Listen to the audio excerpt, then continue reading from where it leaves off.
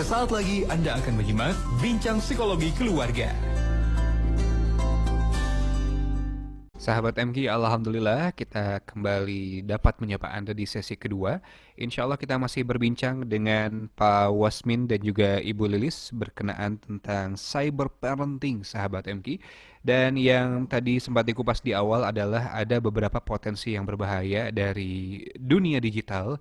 Yang pertama tadi sempat saya catat itu tentang pornografi, sahabat MG, lalu juga tentang FOMO yang ternyata bisa berujung kepada kematian yang tidak diharapkan, lalu tentang kriminalitas seperti pemerasan dan lain hal sebagainya, dan yang tidak kalah penting, tapi ini justru yang cukup banyak digandrungi, yaitu junk information ini memang jadi apa ya, jadi tantangan yang lebih besar karena masalahnya banyak yang suka nih, Pak Masmin, Bu Lilis. Iya, betul. Jadi ketika tantangan ke depan semakin berat, semakin besar, di mana tantangan anak-anak generasi ke depan itu bukan hanya tentang dirinya, tapi sudah tantangan global ya. Betul. Sudah bagaimana mengatasi poverty, mengatasi isu pencemaran lingkungan. Sementara mentalitas mereka, mentalitas yang diisi oleh hal-hal yang seperti itu gitu. Hal-hal yang tidak bermutu, tidak berkualitas gitu. Jadi dari sisi kognisi aja sudah terjadi ketimpangan, apalagi kalau bicara dari sisi attitude, behavior. Sehingga sempat beberapa bulan lalu, tapi kalau nggak salah malah di tahun 2019 ya, ada viral bagaimana gaya-gayaan sok gede-gedean gaji gitu kan. Gede-gedean sok-sokan lulusan ini, aku lulusan ini kok cuma digaji segini, aku lulusan tahun lalu itu, Pak. Tahun lalu itu ya? Itu gimana sih? Masih ingat nggak Kang Jikri? Iya, itu tentang lulusan satu universitas termuka yang ketika bekerja kok digajinya segini katanya ya. Padahal itu gajinya bagi fresh graduate sebetulnya standar cukup begitu ya, Pak. Jadi ya itu kan orang sudah berbicara tentang bagaimana mengentaskan kemiskinan, berbicara kesenjangan ekonomi, berbicara isu alam gitu. Kok dia enggak ya, kok masih segitu egoisnya gitu. Namanya orang mencari kerja pertama-tama ya gimana lah gitu. Jadi apa dulu gitu. Yang penting bisa kerja, dapat pengalaman kan dia dapatnya. Nanti suatu saat dia jadi pimpinan baru dia bisa ini kan. Jadi awal-awal kerja tapi sudah dicekoki oleh informasi-informasi yang menurut saya itu mendemotivasi loh anak-anak muda yang sedang jadi yang tidak harus bersyukur jadinya gitu.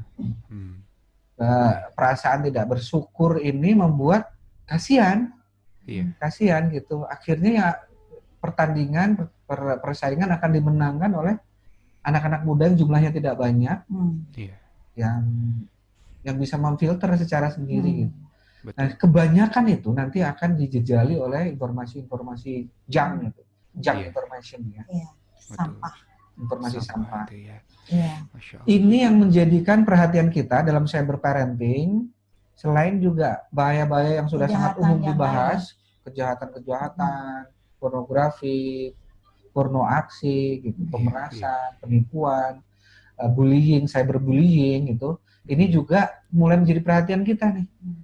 Jangan-jangan ketika mereka masuk menjadi warganet, masuk di sebuah perumahan komplek yang namanya internet, mereka bukan berbelanja, bukan bekerja pada hal-hal yang berkualitas. Mereka tidak mengakses, tidak berteman ke sebuah komunitas-komunitas yang berkualitas, tapi malah mengakses hal-hal yang tidak berkualitas. Dan ini dalam jumlah yang massal mendunia, kita bisa bayangkan generasi ke depan kayak apa gitu. Generasi 2040-an. Nah, itu dia. Generasi menuntut tapi tadi banyak menuntut tapi dia juga tidak effortnya kurang, effortnya kurang gitu. Sebetulnya kan kita juga sedang menghadapi potensi bonus demografi ya. Nah, khawatirnya tidak jadi bonus, malah jadi musibah ini Pak kalau kebanyakan seperti itu. Ya bonus demografi bagi yang produsen. Betul. bagi produsen. Jadi tempat jualnya paling banyak. Berita Iya. berita terakhir kan Huawei mengalahkan Samsung katanya sekarang. Ya karena jualnya di Cina. Cina kan demografinya besar banget. Iya, iya. Meskipun ketika bersaing dengan Samsung di luar Cina belum tentu kan gitu, karena Betul. mereka kan tertutup dari aplikasi-aplikasi lain gitu. Iya. Nah, bonus bagi produsen. Tapi kalau generasi kita nanti jadi konsumen, nah ini yang Malah. akan jadi chaos ya. Kenapa jadi chaos? Karena libidonya begitu besar untuk memiliki gadget-gadget itu, Iya. tapi kemampuannya tidak sebesar itu. Betul. Nah, Nah, makanya apa sih yang harus dilakukan oleh orang tua Iya. untuk pola-pola anak ketika di cyber itu, sehingga anak mungkin tidak mendapat atau terhindar dari tadi yang sampah-sampah informasi. Peran cyber parentingnya barangkali ya, Bu Lilis. Jadi emang langkah pertama adalah langkah yang disebut dengan cyber security. Dan yang kedua cyber safety. Cyber security itu mau tidak mau gadget anak kita tidak bisa kita lepas begitu saja, sudah harus dipasang aplikasi-aplikasi atau perangkat-perangkat dan dengan MOU yang jelas di awal bahwa kita bisa mengakses fingerprintnya kita, salah satunya kita, dan kalau ganti password kita harus tahu karena nanti berhubungan dengan cyber security. Betul. Belum lagi cyber safety. Nah, cyber safety berarti nanti masalahnya adalah bagaimana filter itu, karena nggak boleh mereka makan sampah kan. Betul. Filter itu. Nah, nanti baru mengambil cyber advantage. Cyber advantage itu baru ke tahap yang lebih tinggi lagi, mengambil keuntungan dari cyber itu. Yang kemarin kita katakan anak-anak produktif dengan dunia net ini ya, Pak. Iya. Mereka harus menjadi produsen di dunia ini, harus menjadi pengisi konten, dan konten-kontennya harus mulai di konten-konten yang lebih ada idealismenya gitu. Betul. Project talent itu Pak ya? Kalau ngejarnya cuma subscriber aja yang banyak, itu jadinya nggak bermutu kan gitu. Oh iya.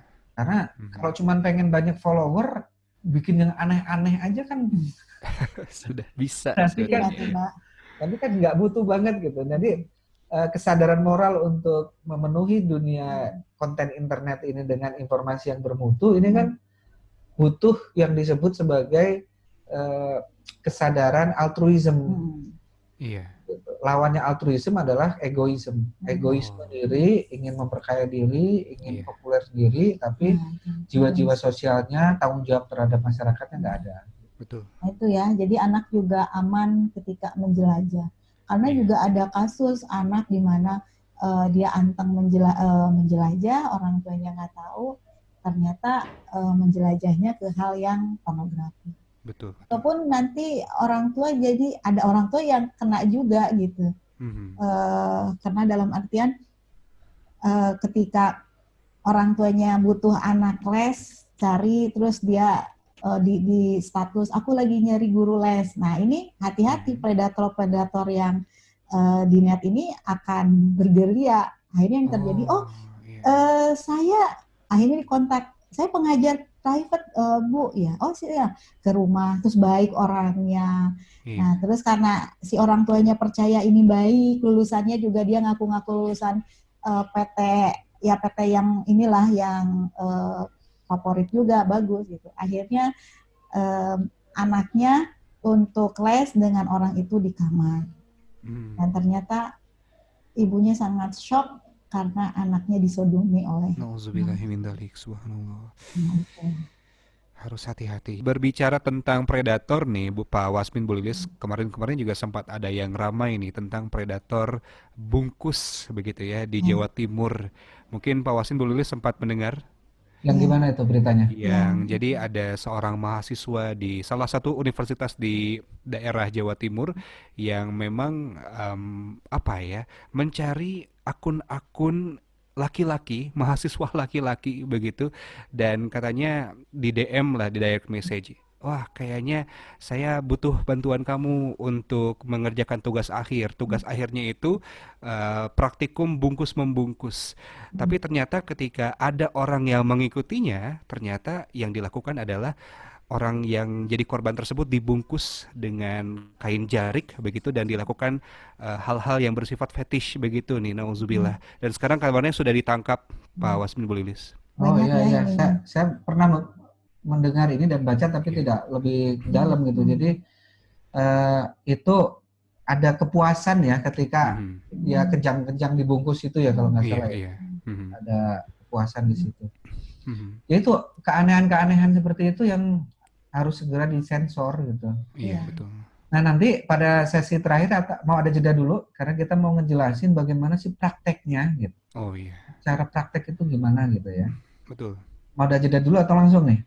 Kita jeda dulu saja Pak ya. Dan sebetulnya ini sudah ada beberapa pertanyaan, nanti kita akan sapa nanti insya Allah. Baik Pak Wasmin Bu Lilis, kita jeda dulu. Dan memang kita harus agak tarik nafas ya ketika mendengar banyak potensi-potensi buruk di internet yang sebetulnya bisa kita bantu untuk jaga putra-putri kita dari paparan-paparan negatif tersebut. Bagaimana caranya? Simak terus MKFM Jogja, Bandung, Dabo Sigep, dan Subang. Insya Allah selepas yang satu ini kita akan coba bagikan kepada Anda.